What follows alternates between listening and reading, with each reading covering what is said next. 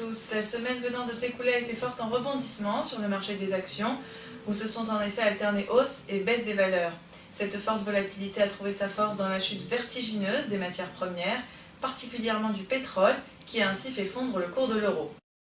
Du côté des marchés actions, le début de semaine a été marqué par la crainte des investisseurs concernant les rumeurs d'une potentielle restructuration de la dette grecque, rapidement démentie durant la séance de mardi.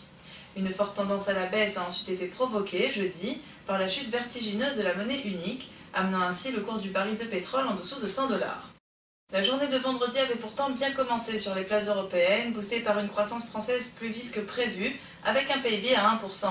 Aux États-Unis, la publication de l'indice des prix à la consommation, informant du niveau d'inflation, s'étant littéralement envolée, les bourses internationales ont clôturé la semaine en forte baisse.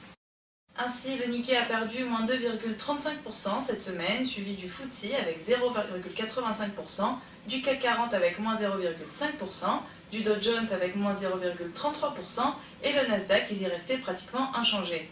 Du côté des matières premières, la hausse des semaines passées ne s'étant révélée que pure spéculation, les investisseurs se sont donc réveillés cette semaine pour ainsi percer cette bulle, faisant ainsi chuter le pétrole de plus d'une dizaine de dollars, l'amenant à 99,43 $ vendredi soir.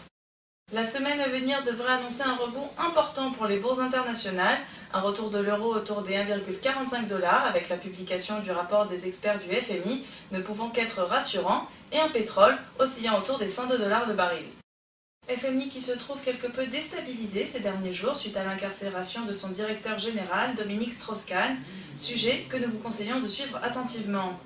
Et voilà, c'était la Minute Finance présentée par EcoTrader. On se retrouve la semaine prochaine pour un nouveau bilan. En attendant, je vous souhaite à tous de bons trades et une bonne semaine financière.